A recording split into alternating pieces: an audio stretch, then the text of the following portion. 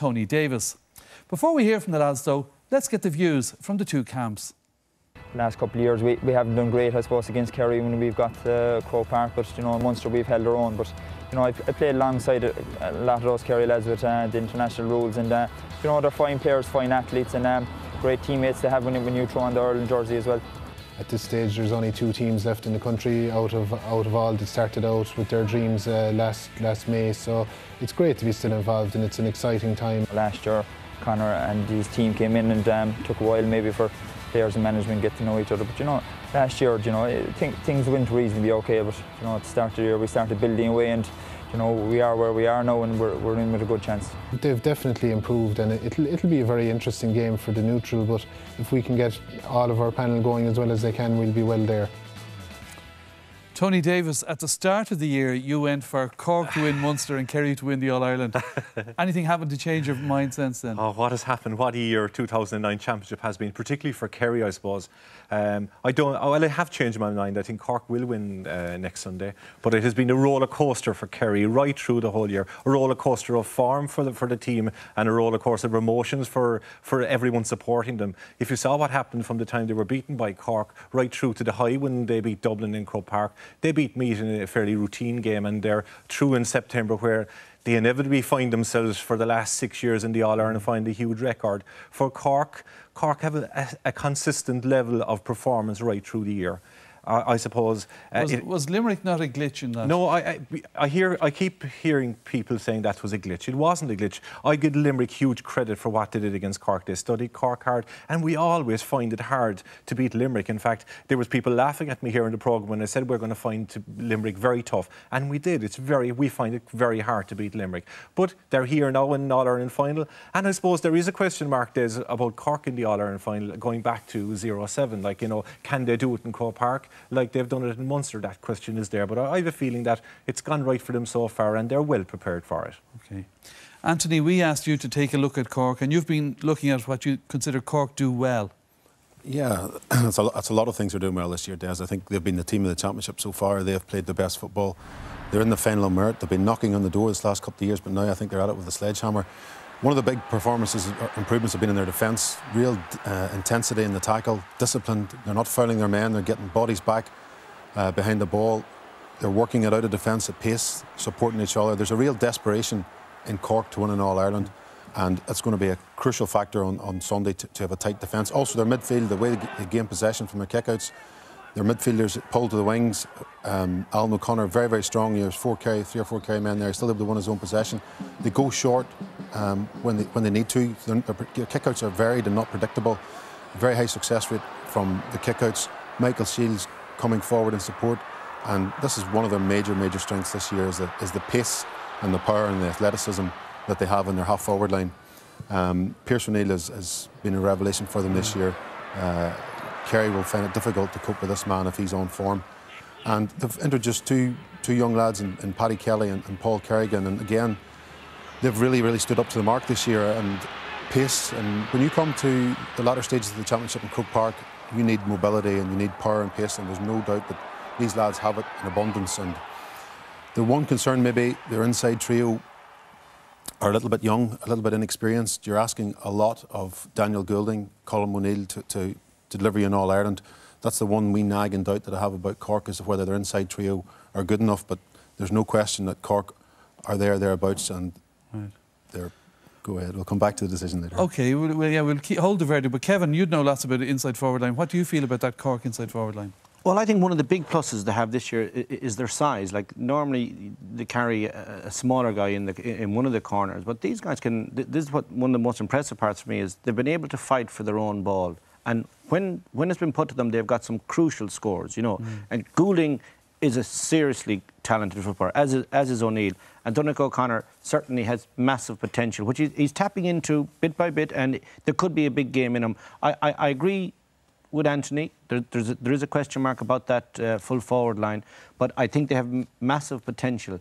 I could equally say there's question marks about the Kerry full back line. So who's going to win that battle could well decide where the title will go. Funny enough, Kevin, Tom O'Sullivan is playing the football of his life at the moment. Well, he is in so, the last match, Tony, he is so fast over the ground. Prior to that, he wasn't that hot. And the last time that Mark O'Shea played against Cork down in the Munster replay game, Mark O'Shea tore his hamstring after I'd say about 4 or 5 minutes in the game, and he still stayed on. So that battle is going to be crucial in there, and the Kerry are well prepared for it in there. It isn't going to be easy in there. Sure, I can tell you. sure. All right. Well, Kevin, we've asked you to take a look at Kerry for us. Yeah, I'm going to look at two sides. The bits where they're getting a big bonus this year, and in terms of 2008, like Paul Galvin and Ty Kennelly were the big stories last year. How would they come through this year after the controversies and after the move home?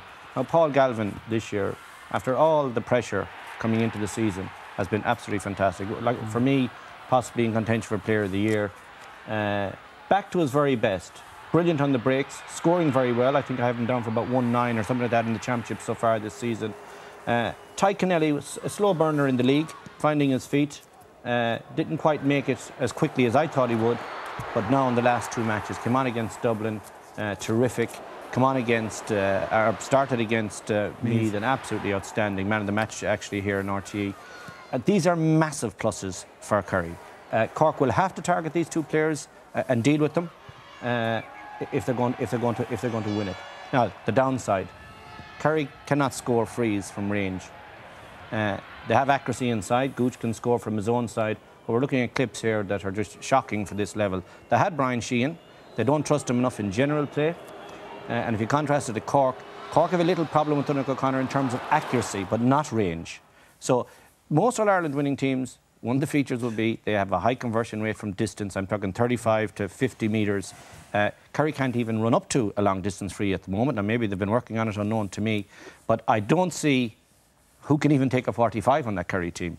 Whereas O'Connor certainly has the range. It's just he needs to tweak his accuracy a wee bit. Right, an interesting thing there, Anthony, you were talking about the Cork half-back line, their strength, attacking pace and ability. But you have Galvin and Ty Kennelly there who would be good to combat that, wouldn't they? Will be. It'll be very interesting. The battle between Noel O'Leary and Paul Galvin, and it'll be worth going to see alone. There's a lot of history between... Anthony. Well, we'll assume that he will. I think if you were a Cork manager, you'd be putting Noel O'Leary on Paul Galvin. Absolutely. A lot of history there. Those lads don't get on very well.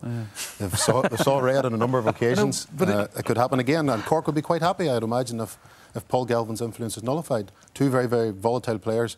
Ty Kennelly is a huge plus for Kerry this year in terms of what he gives them around that half-forward line. The battle between him and Graham Canty will be extremely interesting. Will Cork leave Graham Canty to hold the centre of their defence whenever Ty Kennelly comes back? Be very, very interesting. Yeah. I think there's huge potential in that Kerry forward line if they click, if they get it right. Colm Cooper, Declan O'Sullivan and Tommy Walsh, huge potential there for scores. We saw the insert that you showed there, Kevin. Ty Kennelly getting on the ball, giving a diagonal ball in across the square. He came over at the back of Anthony Miles, took it in the air and scored. It's very hard for any full back line to counteract that if you cannot run at the ball. For Cork is they don't have size in the full back line. Like Michael Seals is strong. And he's good in that sense. But Tommy Walsh is 4. Kerry have tried that against Cork over the last few years, where they see Tommy Walsh as an advantage in the air and Donny as well, and they have got profit from high balls into across the square. Yeah, but this year's one of the big things for Kerry, for me this year, was with Kieran Donaghy a few years back, he almost changed the face of football by Jack O'Connor putting Kieran Donaghy in at full forward.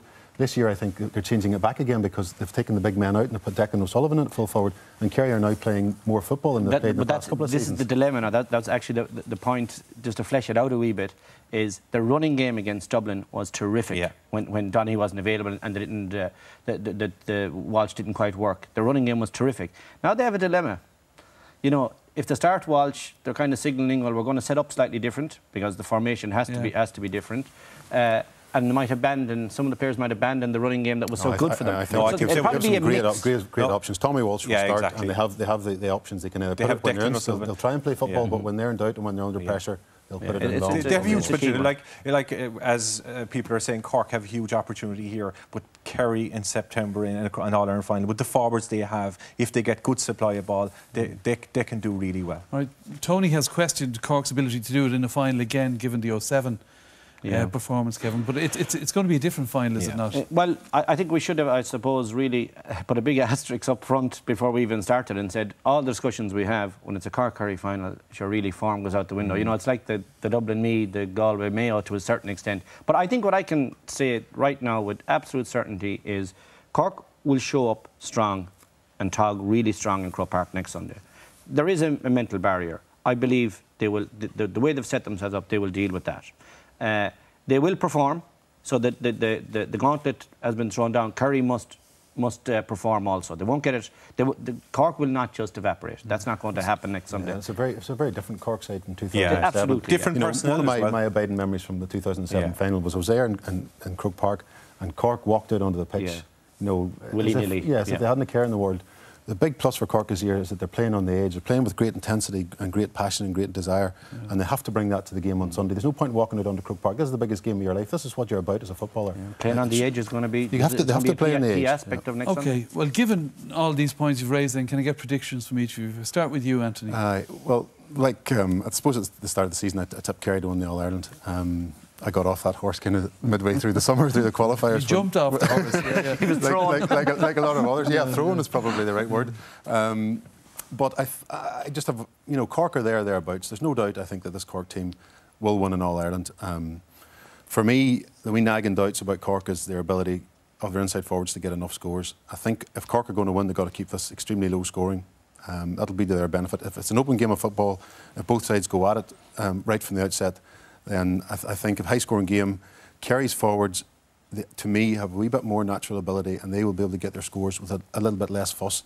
And all things being even around the middle, I would shade it towards Kerry. Back on the horse. Okay, you're back on the horse. Back on the Kerry horse. Kevin? I'm going to go for Cork, Des, in this one. I'm finding it too difficult to park Kerry's inconsistency. They've played one serious championship match at full pelt where I'd be happy with, or they'd be happy themselves. What my opinion of them would be is that the Dublin game, they were excellent then, but there are an awful lot of gaps in between that. Right through the Munster Championship, qualifiers, they were very so-so. The Meath match, I thought they'd get themselves ready. They didn't. They have a lot, for a change, they're going into an All-Ireland final hoping it'll all come together for them, rather than the opposition always hoping it might come together for them. So for that reason, Cork. I go for Cork. And Tony, you've said Cork, but briefly, why? I can see a game of huge intensity. Really, every ball going down to the wire. I can see a very close. But I think Cork's form has been consistent right through the whole year. They're strong. They're winning their own ball, and they are getting scores. So I think a very close game. But I predict Cork to win in a very tight game. All right, then it's one to look forward to. That's about it for tonight. Then remember that next Sunday we'll have all of the excitement.